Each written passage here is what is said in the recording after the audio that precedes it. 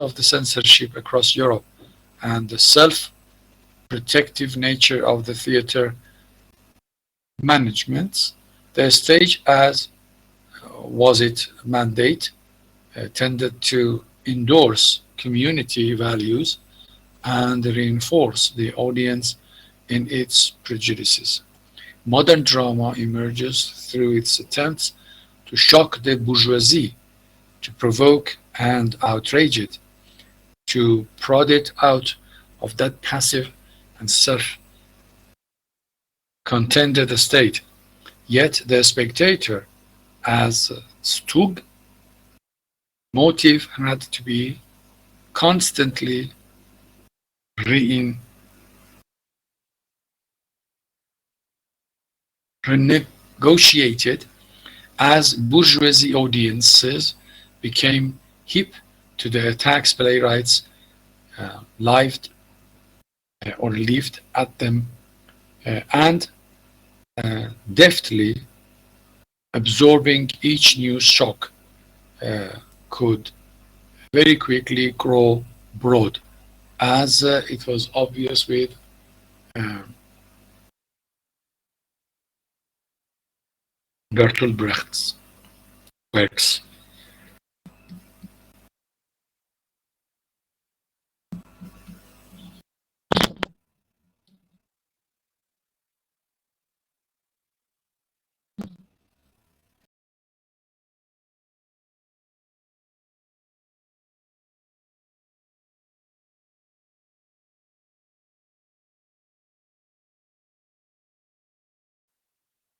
Startlingly modern theoretically, yet don't fit into a too neat timeline of the modern drama that would have it started in 1880.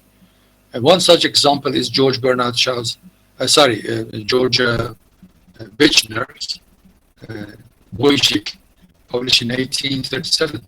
This unfinished fragment of a play, later to inspire the opera by Alban Berg, concerns a man driven to murdering his wife, partly through jealousy and partly through his extreme psychological state brought about by being the subject of a mad doctor's experiment in which he can only eat peas. The episodic nature of the play, consisting of discrete episodics rather than casually connected, organically linked scenes, as well as its naturalistic qualities of the character and setting, suggesting the struggle between humans and their environment, as well as their often uh, ungovernable and violent impulses, are often invoked as proto-modernist. So the play seems 60 years ahead of its time. Similarly, Henrik Ibsen's Peer Gynt, published in 1867, seems presciently modern with its episodic structure and vivid anti-hero searching for and shrinking the concept of the selfhood by thyself enough. When he says, be thyself enough, proclaim the tools who lure peer into their um, subterranean world. And the rest of the play charts his adventures as he tries to come to terms with what it means to be oneself fully. Later we will see that in the works of Henrik Ibsen or Strindberg or Chekhov, although they are considered as realistic plays, but they are full of, as I have mentioned before, modern elements and traits as well. Peer Gynt is written in verse, as were so many plays of the period, but in the 1870s, Ibsen permanently changed the nature of drama by re-announcing poetry in favor of prose. He felt that writing in verse was out of sync with the modern literature that submitted problems to debate, as the influential Danish literary critic George Brandes puts it. Ibsen went against the idealism and dominating art and announced that what inspired him was the opposite, the dirges and sediments of one's own nature. What W.B. Yeats, the famous Irish poet and playwright, would call the full rag and bone shop of the heart. Remember, we have considered his plays about Kuhulin, which was a trilogy in the previous session. Modern playwrights have followed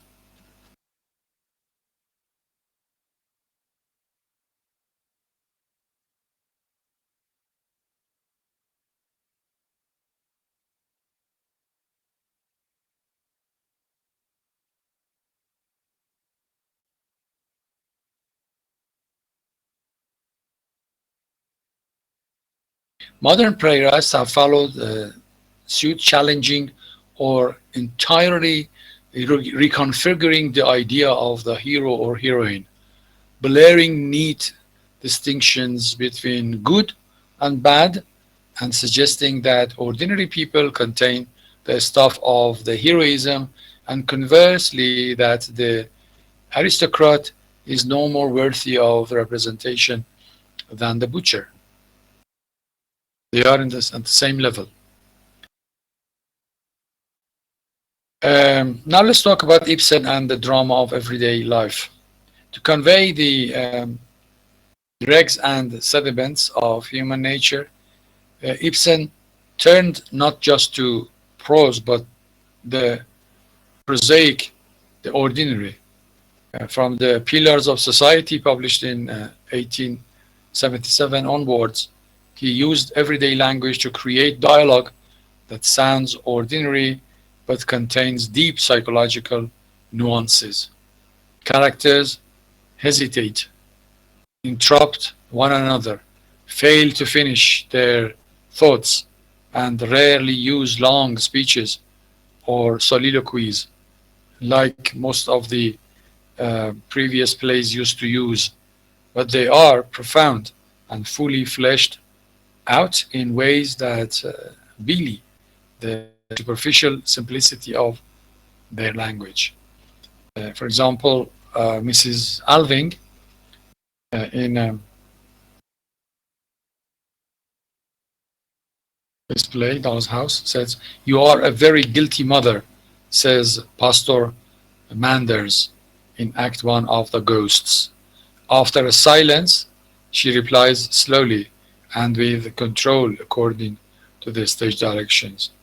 Mrs. Alving, "You have had your say, Pastor Manders, and tomorrow you will make a speech in my husband's memory.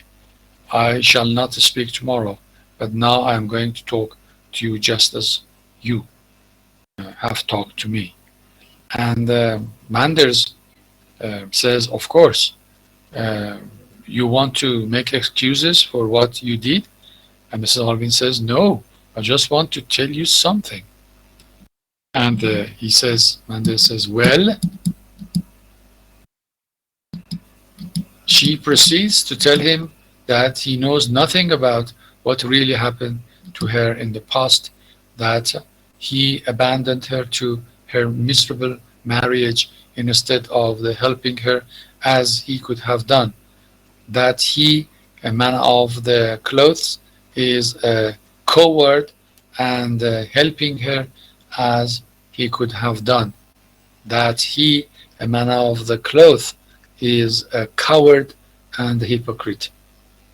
This is a central moment rendered in deceptively simple language. Mrs. Alving is finding her voice, speaking her mind right in front of the audience. The stripped back quality of such dialogue shone through in the teen production of Ghosts, directed by Stephen Unwin, that toured England and that brilliantly recreated the sets designed by Edward Munch. For, of course, you know the famous um, drawing by Munch, which is called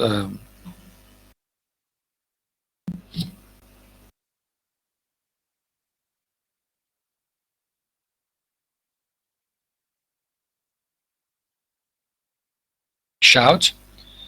Um, for the 1906 production of the play by Max Reinhardt, in a version that underscored how this speech is one of many in the play that show Mrs. Alvin's searching for a voice as she repeatedly insists, "Let me speak, I want to say," all the while surrounded by forceful male figures who threatens to drown her out.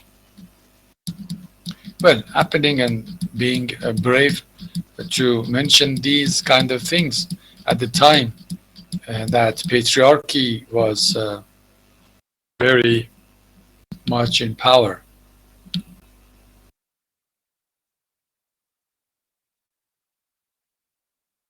And the language fits the situation.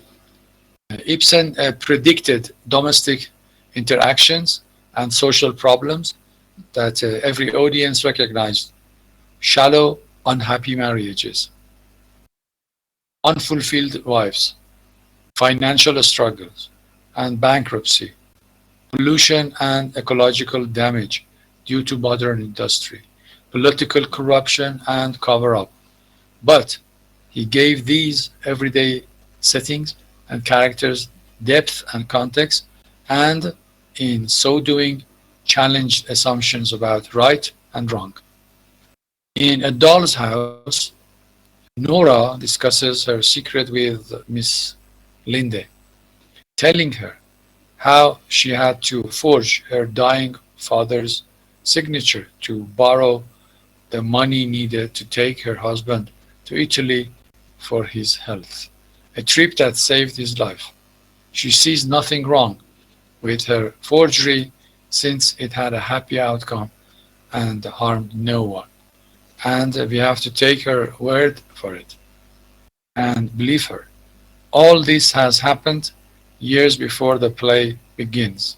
Ibsen picked up where most dramatists would have ended, focusing on the aftermath of the events rather than the event or events actually themselves. And the audience needs to pay close attention to this complex exposition scene and reconstruct the past as bits of it are gradually revealed.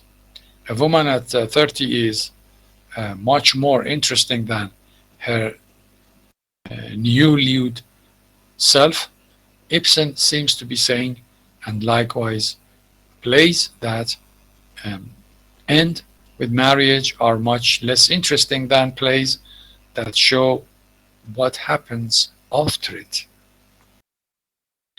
which is the nature of these two plays by Ibsen that we are going to consider, The Ghosts and The Doll's House, specifically The Ghost. Yet far from being an exercise in objective realism, there is a theatrical and performative undertone to A Doll's House, whose title is, in English translation, hardly captures the pointed strangeness of the original Dano-Norwegian Et Dagenjum, which translates as a doll home, where Ibsen asks, are women at home in a world of the double standards? The play suggests that identity is an artificial construct. We watch Nora watching herself, acting, creating, and reacting a role for herself. If it can be created, it can also be destroyed and made anew with better ingredients. This is another reason why those dramatic events are not shown but recounted by Nora. The audience sees them through her eyes, construct action and character through her voice.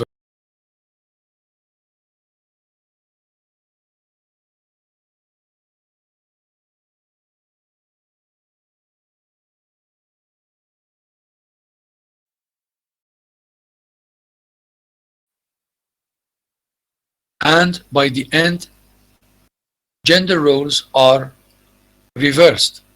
In their final discussion scene, Nora speaks calmly and imperturbably, while Torvald jumps up and struggles to keep his composure. She takes control and acts decisively.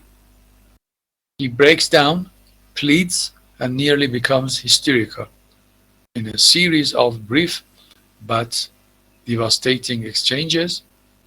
Torvald, no man sacrifices his honor for the one he loves, he says, and Nora reacts, millions of women have done so. Ibsen gives us only, in Emile Zola's term, strictly useful words. Another thing that we will consider during the term by going through these works is naturalism.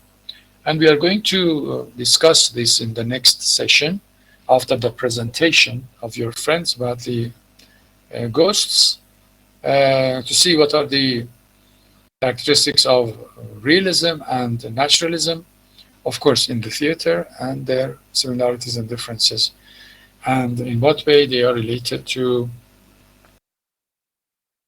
the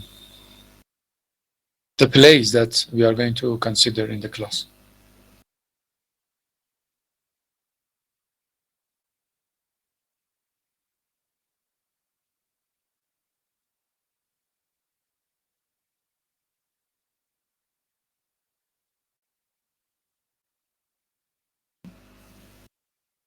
Since we are getting to the very near to the end of the class, so I'm going to wrap it up very quickly. Zola insisted, we know that Émile Zola is the father of naturalism in France, and through his writings and novels and plays, naturalism become very popular all through continental countries, England and America. Zola insisted that modern theater should take its inspiration from the increasingly scientific context of the late 19th century Europe. Darwin's On the Origin of Species, published in 1859, and especially The Descent of Man, published in 1871, opened up new possibilities for art to explore the relationship of humans to their environment as well as to each other. So how far are we shaped by our environment, which we can usually do something about, and how far it is heredity that determines who we are and which we can't do anything about it, and we have to accept it. Today, we would call this debate nature versus nurture. Nature versus nurture. Purdue. Zola argued dramatists to foreground this scientific thinking in their plays. He says, nothing is stable in society, he wrote. Everything is carried along by sustained motion. Darwinian natural selection showed that the species change over time rather than remaining fixed, and this in turn called into question the notion of an overall design or plan in nature. No one was directing nature's development. It was all done to randomness and blind chance. The one thing that was certain was that things changed. They did not stay the same. And this essential quality of life is also at the heart of the most dramas, which reveal the process of a change in people's circumstances, stories, and characters. Zola wanted to see people of flesh and bones on the stage, scientifically analyzed. He aligned himself with anatomists, analysts, and compilers of human data. Just like an anatomist, I am compiling data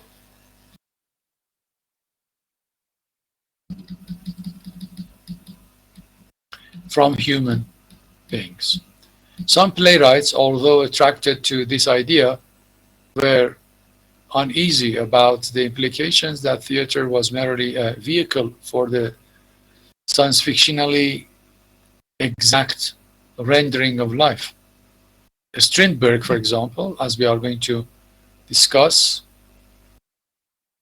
in The Father, whose career, like Ibsen, went through several distinct phases. We are going to discuss these phases and their similarities and differences. And who was himself deeply attracted to science, hailed Zola's words and produced Miss Julie, published in 1888, proclaiming a new kind of a drama that distinguished between the kind of misunderstood naturalism that photographs everything but actually reveals nothing, and the great naturalism that depicts the great battles and delights in the conflict between powerful human forces.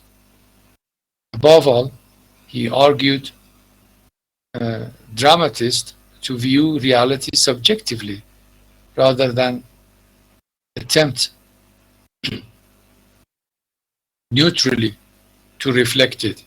For instance, Miss Julie's exploration of the inescapable forces that shape and drives us are the pressures of the environment on the individual, are strongly informed by misogyny that attributes Julie's erring behavior to her mother's feminism, as a result of which Julie is half woman, half man. Okay, I should better stop here because we are reaching to the end of the class. I'm not going to start another discussion. So we are talking about the nature of realism and naturalism and how it has been developed in European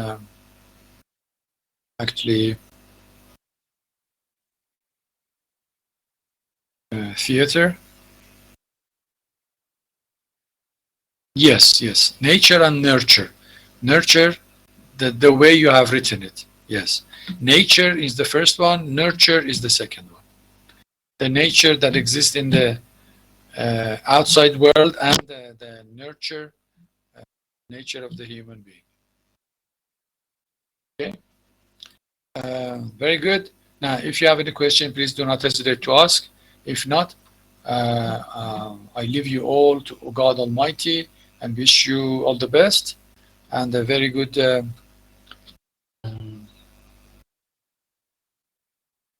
weekend to come. Take care of yourselves and goodbye and see you next week. Okay? Thank you very much and goodbye.